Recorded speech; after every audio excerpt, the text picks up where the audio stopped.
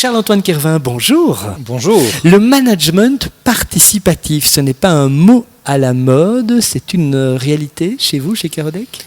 Oui, c'est une réalité dans les entreprises du groupe où on veut justement que chacun puisse, à son niveau, apporter sa pierre à l'édifice pour vraiment agir sur les structures décisionnelles de l'entreprise. Et donc, c'est pas parce que j'ai une casquette d'administrateur délégué sur la tête que je décide tout seul. Il y a des lieux de parole qui sont organisés dans l'entreprise pour que chacun puisse apporter sa pierre à l'édifice, dire les choses qui vont, suggérer des points d'amélioration. Et c'est comme ça, par exemple, que nous avons décidé ensemble de modifier les heures d'ouverture de nos magasins qui sont maintenant accessibles plus tôt. On ouvre à 6h30 le matin. Et ça, c'est le personnel qui l'a suggéré ?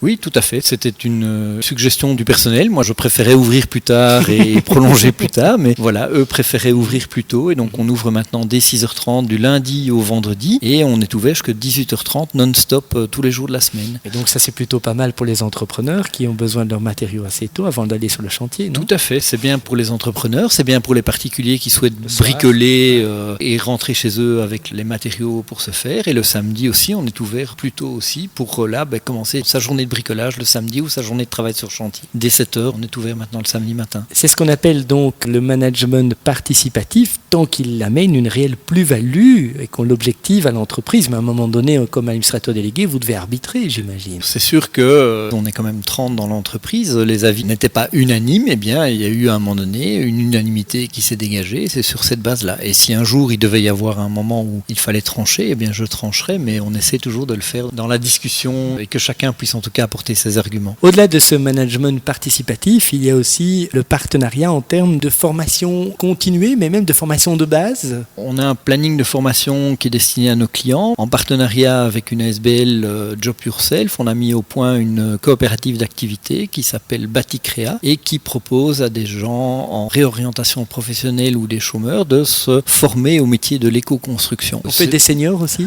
On peut être des seniors aussi, pourquoi pas, du moment que ce sont des systèmes où les personnes gardent leur droit au chômage pendant les 18 mois, où ils sont accompagnés par la structure et où ils permettent de tester et d'être coachés par un professionnel sur chantier. Et au-delà de ces formations, ces personnes pourraient à un moment donné alors devenir actives au sein d'une de vos structures plus commerciales comme Carodec. Par exemple, ou simplement décider de monter leur propre structure pour pouvoir voler de leurs propres ailes et continuer à bénéficier de nos conseils, de nos produits et servir nos clients parce qu'on a énormément de demandes de particuliers qui nous demandent de leur donner des adresses de professionnels compétents et disponibles pour pouvoir mettre en œuvre les matériaux de manière professionnelle et de qualité. Ça fait 5 ans que vous êtes actif en Brabant Wallon et à Gennevannes en particulier. Vous avez parmi les produits que vous proposez tout ce qui touche à la peinture et au traitement de boiserie. Là aussi, vous avez une démarche atypique. Bien sûr, on trouve tous les produits possibles, imaginables, j'ai envie de dire, mais il y a des alternatives. Oui, il existe des alternatives et c'est clair que la peinture est un des matériaux qui est très impactant pour la santé. On met vraiment un point d'honneur à fournir à nos clients des matériaux de peinture qui soient les plus respectueux possibles de leur santé avec une haute technicité. Et donc ce sont des peintures qui sont soit à base de résine naturelle, soit à base de chaux, soit à base de caséine, soit encore à base d'argile. Et toutes ces alternatives-là sont proposées, expliquées en magasin. Lors de nos formations, bien, les gens peuvent même tester ça pour pouvoir se dire, tiens, je suis capable de mettre ça en œuvre moi-même. Et le professionnel, il retrouve aussi son compte. Les budgets deviennent de plus en plus compétitifs pour les alternatives par rapport aux produits de peinture traditionnels. Oui, tout à fait. Donc les matériaux alternatifs sont tout à fait compétitifs en termes de prix et sont comparables à ce qu'on peut trouver ailleurs chez d'autres professionnels pour des matériaux classiques. Et ça, c'est valable pour les peintures, c'est valable aussi pour les isolants et pour la plupart des matériaux alternatifs. Et puis rappelons aussi pour les entrepreneurs qui sont des clients assidus de chez vous que vous distribuez aussi tous les produits classiques. C'est ça. Donc l'idée, c'est que l'entrepreneur qui vient trouve son compte quand il vient chercher des matériaux chez nous, mais on va essayer de lui suggérer d'autres types de matériaux. Et si demain il est ouvert à placer autre chose, eh bien on n'en sera que d'autant plus ravis. La planète aussi d'ailleurs. Merci Charles-Antoine Kervin. On se retrouve demain, jeudi à 8h45. À demain.